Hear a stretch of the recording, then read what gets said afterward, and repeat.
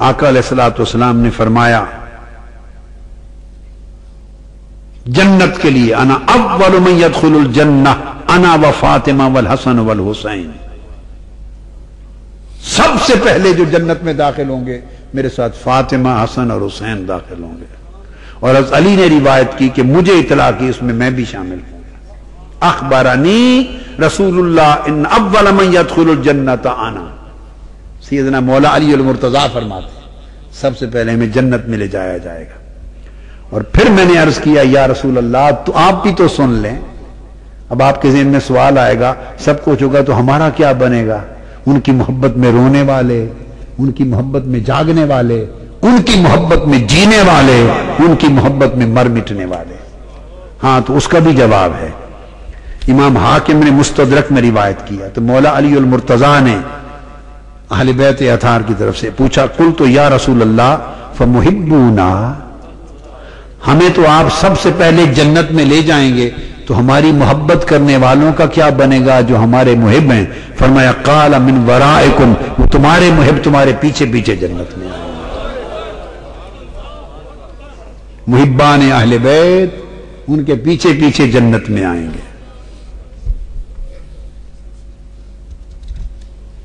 और सैयदना उमर फारूक रजी अल्लाह तआला अन्हु ने रिवायत की, सैयदना फारूक आजम।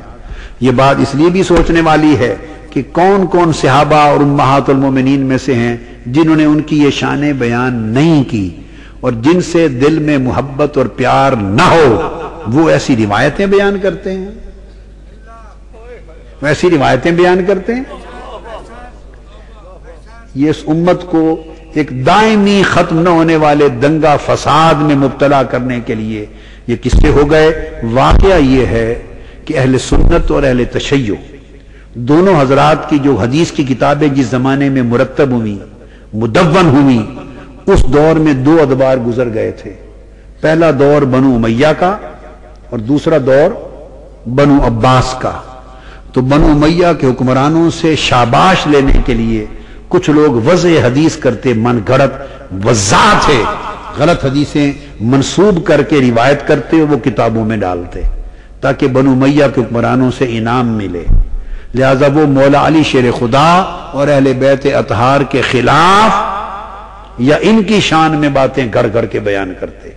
जब बनु अब्बास का दौर आया वो उनसे शाबाश लेने के लिए उनके खिलाफ गढ़ते और अहले बैत अतहार से ताकि वो इनके मुहिब कहलाएं। लिहाजा दोनों अदवार बीते और दोनों अदवार में वज़े हदीस का फितना था। अपने अपने मतलब को पूरा करने के लिए हदीसें अकवाल झूठे गढ़े गए, उन्हें हदीस का नाम दिया गया। और वो इधर भी बाज़ चीजें किताबों में आ गईं और इधर भी किताबों में आ गईं और फिर सदियों से वो दोनों किताबों में मुंतकिल होती आ रही है। इस फितने ने उम्मत को इस इंतहा तक जा पहुंचाया।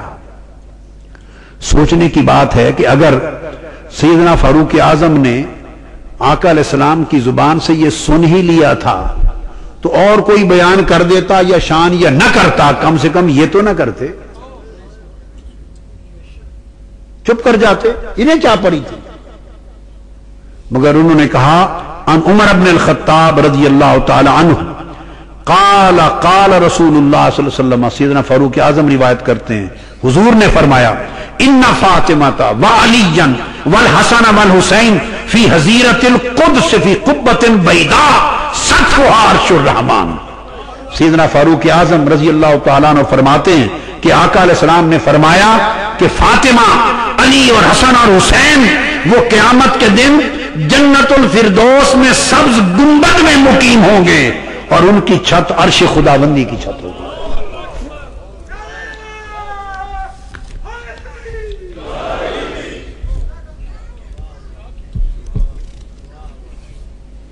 इसी अबू मूसा अशरी ने यह रिवायत की, उन्होंने यह रिवायत की। फिर हजरत आयशा सिद्दीका रजी अल्लाह ताला अन्हा, घर के अंदर की बात है, न बताती, चलो किसी और ने सुना है तो वो बताता फिरे, कम से कम मैं तो ना बताऊं। इस बताने का माना अखज़ करें।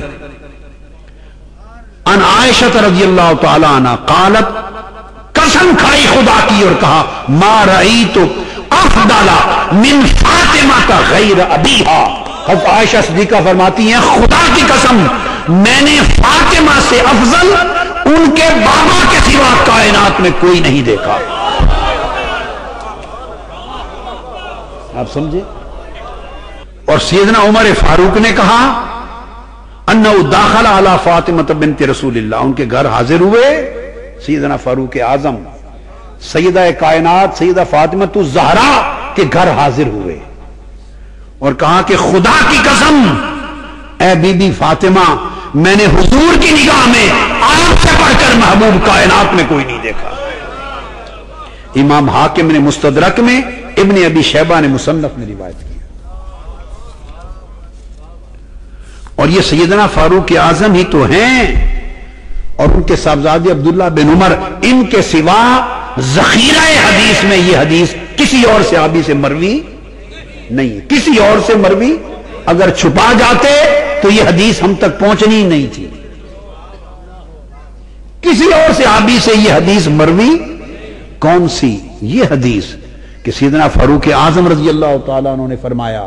پھر انہی سے سن کے ان کے صاحبزادے عبداللہ بن عمر نے کہا کہ سیدنا فاروق اعظم کہتے ہیں خدا کی قسم میں نے اپنے کانوں سے سنا کہ حضور علیہ السلام حضرت فاطمہ سے مخاطب تھے اور جب مخاطب تھے تو کہتے تھے فدا کے ابی و امی یا فاطمہ، فاطمہ تجھ پر میرے ماں باپ قربان ہو جائیں، تجھ پر میرے ماں باپ قربان ہو جائیں. اب مقصود بتانا یہ تھا دو باتیں کہ ایک تو ان کی محبت حضور کی محبت اور ان کو اذیت دینا، حضور کو اذیت دینا، اور دوسرا بتانا یہ تھا کہ قیامت اور جنت کی مالک و وارث یہی ہے.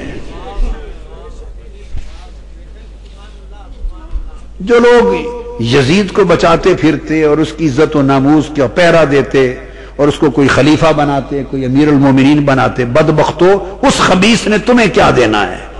دوزخ ہی دے گا جہاں خود جل رہا ہے. اور دوزخ کا کوئی درجہ بھی اس بے ایمان کو قبول کرے گا یا نہیں کرے گا؟ ارے ان کی نوکری کرو جو جنت کے مالک ہیں تاکہ کچھ دیں گے، کچھ دیں گے.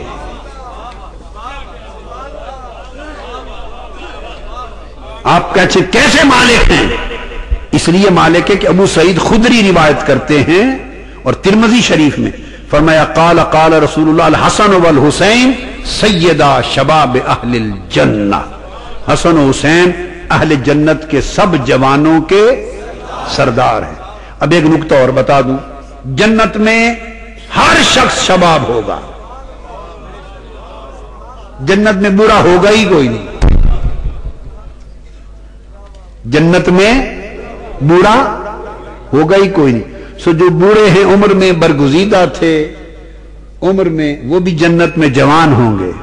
جنت میں ہر کوئی جوان ہے، ہر صحابی جوان ہے، اور حسن و حسین جنت کے ہر جوان کے سردار ہیں.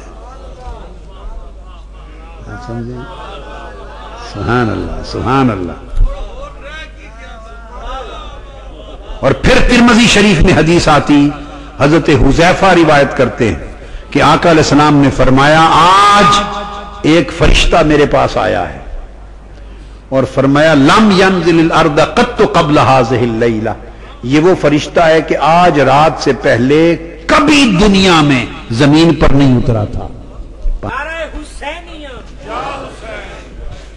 یا حسین کہو نا، سینہ ٹھنڈا کرو، کہو یا حسین. ہائے ہائے کہو.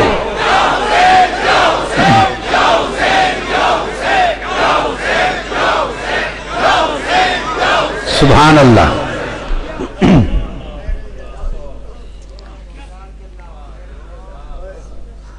مت گھبرایا کرو اس طرح کی باتوں سے، کوئی سنیت کا ٹھیکیدار نہیں ہے. کیا